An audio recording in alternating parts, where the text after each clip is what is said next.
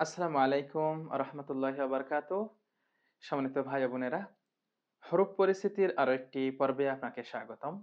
আজকে আমরা আরো নতুন কয়েকটি অক্ষর চিনব ইনশাআল্লাহ। আসুন দেখুন, প্রথমেই যে অক্ষরটি রয়েছে সেটি হচ্ছে সিন। তিন আলে নাই ফোঁটা, তার নাম সিন, তার নাম সিন। সিনের উচ্চারণ রয়েছে, সিন উচ্চারণ কেমন হবে? সিন সামনের নিচের দাঁতের আগা থেকে শীর্ষসহ পাতলাভাবে আদায় হবে। পূর্বে আমরা আরো একটি অক্ষর পড়েছিলাম, সেটি হচ্ছে ঝা। এই ঝা সামনের নিচের দাঁতের আগা থেকে শীর্ষসহ পাতলাভাবে আদায় হবে। একই জায়গা থেকে সিন, সা। এই সিন সামনের নিচের দাঁতের আগা থেকে শীর্ষসহ পাতলাভাবে আদায় হবে, একই উচ্চারণ। তাহলে আমরা একটু শেষ দিতে হবে। এগুলো হচ্ছে ওই যে সফিরার অক্ষর, সিন, ঝা, সিন আর সদ, তিনটা হচ্ছে সফিরার অক্ষর। এখানে শীর্ষসহ বলতেছে, তাই একটু শীষ মতন হবে। তাহলে সিন জবর সা, সিন জের সি, সিন পেশ সু, তিন আলে নাই ফোঁটা।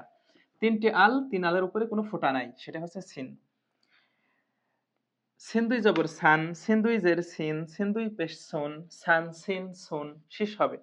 এই তিন আলের উপরে যদি আবার তিনটা ফোঁটা হয়, তাহলে পরে আবার এটা হয়ে যাবে শিন। মনে রাখবেন যে তিন আলের উপরে তিনটি ফোঁটা, এটা হচ্ছে শিন।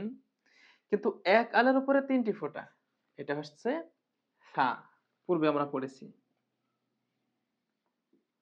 এক আলের উপরে তিনটি ফোঁটা হইলে সা, কিন্তু তিন আলের উপরে তিনটি ফোঁটা হইলে শিন, আর তিন আলের উপরে ফোঁটা না থাকলে সিন। এই শিন সহজ কোনো উচ্চারণ নেই। সা, শি, সু, শান, শিন, শুন। এখানে কয়েকটি শব্দ রয়েছে, আপনারা একটু দেখে নেবেন। তালের পাখার মতো দেখা যায়, তার নাম ত।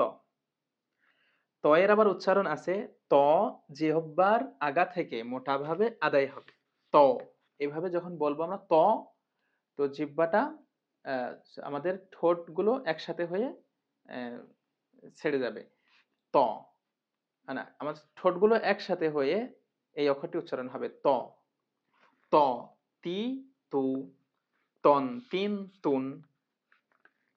এই ত এর উপরে যদি আবার একটা ফোঁটা হয়ে যায়, তাহলে সেটি হবে র। ঠিক আছে, র, লিমুন, র। ঠিক আছে, জর আবার উচ্চারণ আছে, বর্গী জয় বয় জ। ঠিক আছে, বর্গী জয় বয় জ। এই জ উচ্চারণ কেমন হবে? জ জিহ্বার আগা থেকে মোটাভাবে আদায় হবে, একই জায়গা থেকে। ত, জ, ত, জ, একই জায়গা থেকে। হ্যাঁ, 25 নম্বরে রয়েছে, কলসির গলার রশির মতন দেখা যায়, তার নাম হচ্ছে সদ। সদের উচ্চারণ আছে, সদ উচ্চারণ কেমন হবে? সদ সামনের নিচের দাঁতের আগা থেকে শীর্ষসহ মোটা। ওই একই জায়গা থেকে সিন এবং জা সামনের নিচের দাঁতের আগা থেকে পাতলা, কিন্তু ওই একই জায়গা থেকে এই সদটা হচ্ছে মোটা। সদ জবর স, স হবে, সা হবে না, স। এটাই হচ্ছে পার্থক্য। এই জবরে কয়েকটা অক্ষরে আকার আসে না। র জবর শুধু র হয়, রা হয় না। খ জবর শুধু খ হয়, খা হয় না। ঠিক আছে, গইন জবর শুধু গ হয়, গা হয় না। এই অক্ষরগুলোকে স্থিলা বলে। স্থিলার সামনে আমরা তাজবিদ পর্বে দেখব। আশা করছি প্রিয় বন্ধুরা, সদ অক্ষরটি আপনারা চিনবেন। আর দেখুন, অন্যান্য রূপ, ছোট রূপগুলো এখানে দেখা যাচ্ছে, শব্দের মাঝে কিভাবে আসে সেটাও দেখিয়ে দিচ্ছে। এই সদের উপরে যদি একটা নুক্তা আসে, এই সদের উপরে যদি একটা নুক্তা আসে, তাহলে সেটা হবে দদ। ঠিক আছে, দয়বয় দদ, দদ। সদের উপরে একটা নুক্তা আসলে সেটা হয়ে যাবে দদ। দদের আবার উচ্চারণ আছে, দদ বাম পাশের মাড়ির দাঁতের গোড়া থেকে মোটাভাবে আদায় হবে। দদ বাম পাশের মাড়ির দাঁতের গোড়া থেকে দদ, দদ মোটাভাবে আদায় হবে। দ, দি, দু, দদ জবর দ। দেখছেন, এই দদেরও আকার হবে না, দা হবে না, দদ জবর দ। দ, দি, দু, দন, দিন, দুন। এটা হচ্ছে হামজা, ওই আলিফের মতনই উচ্চারণ, একই উচ্চারণ।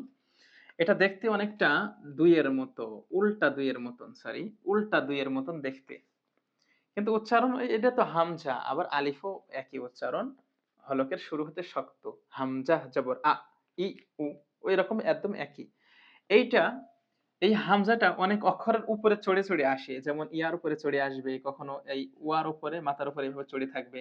সেক্ষেত্রে আমরা হামজা, ওইটা হচ্ছে হামজা, ঠিক আছে? এইটা এভাবে যদি আসে, ওয়ার উপরে যদি থাকে, এই ওয়ার উপরে যদি এইটা আসে এবং ইয়ার উপরে যদি, ইয়া এভাবে রয়েছে, ওর উপরে যদি হামজা আসে, তাহলে আমরা হামজাটাই পড়বো। এটা হচ্ছে হামজা। প্রিয় ভাই ও বোনেরা, আর মাত্র ২ টা অক্ষর রয়েছে আমাদের। আসুন একই ক্লাসে আমরা ২ টা অক্ষর শেষ করে ফেলি। ২৮ নম্বর যে অক্ষরটি রয়েছে সেটি হচ্ছে আইন। আইন উল্টা ২ এর মতনই দেখা যায়, কিন্তু নিচের দিকে একটু বাড়ানো। এই যে একটু পূর্বে আমরা দেখলাম হামজা, এটা হচ্ছে হামজা উল্টা ২। এখন এর নিচের দিকটা একটু এইভাবে বড় করা, বাড়ানো। এটা হচ্ছে আইন। আইনের উচ্চারণ আছে, আইন হলকের মধ্য হতে গলা চিপে আদায় হবে আলহামদুলিল্লাহি রাব্বিল আলামিন। আলামিন, ঠিক আছে? এখন আপনি যদি বলেন আলহামদুলিল্লাহ রাব্বিল আলামিন, তাহলে ভুল হলো। হবে কি আলামিন। আলামিন।